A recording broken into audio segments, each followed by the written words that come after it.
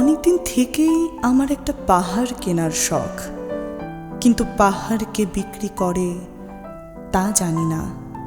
যদি তার দেখা পেতাম, দামের জন্য আটকাতো না।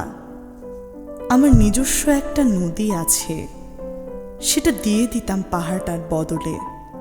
কে না জানে পাহাড়ের চেয়ে নদীর দামই বেশি। পাহাড় স্থানু, নদী বহমান। তবু আমি নদীর বদলে পাহাড়টাই কিনতাম, কারণ আমি ঠকতে চাই। নদীটাও অবশ্য আমি কিনেছিলাম একটা দ্বীপের বদলে। ছেলেবেলায় আমার বেশ ছোট্টখাট্ট ছিমছাম একটা দ্বীপ ছিল, সেখানে অসংখ্য প্রজাপতি ছিল। শৈশবে দ্বীপটি ছিল বড় প্রিয়। আমার যৌবনে দ্বীপটি মাপে আমার কাছে ছোট লাগলো। প্রবাহমান ছিপছিপে তন্নি নদীটি বেশ পছন্দ হলো আমার। বন্ধুরা বলল, এটুকু দ্বীপের বিনিময়ে এত বড় একটা নদী পেয়েছিস, খুব তো জিতেছিস মাইরি। তখন জয়ের আনন্দে আমি বিহ্বল হতাম। তখন সত্যি আমি ভালোবাসতাম নদীটিকে। নদী আমার অনেক প্রশ্নের উত্তর দিত, যেমন, বলো তো আজ সন্ধেবেলা বৃষ্টি হবে কিনা। সে বলতো, আজ এখানে দক্ষিণ গরম হাওয়া। শুধু একটা ছোট্ট দ্বীপে বৃষ্টি, সে কি প্রবল বৃষ্টি, যেন একটা উৎসব। আমি সেই দ্বীপে আর যেতে পারি না।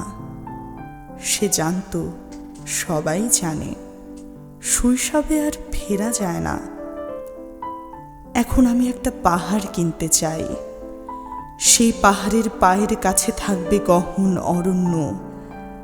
আমি সেই অরণ্য পার হয়ে যাব, তারপর শুধু রুক্ষ কঠিন পাহাড়।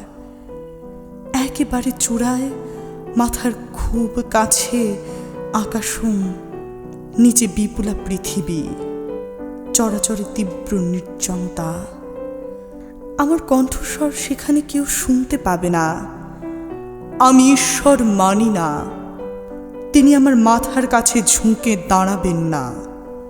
আমি শুধু 10 দিককে উদ্দেশ্য করে বলবো, প্রত্যেক মানুষই অহংকারী। এখানে আমি একা, এখানে আমার কোনো অহংকার নেই।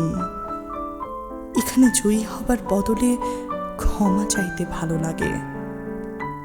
হে 10 দিক, আমি কোনো দোষ করিনি, আমাকে ক্ষমা করো, ক্ষমা করো।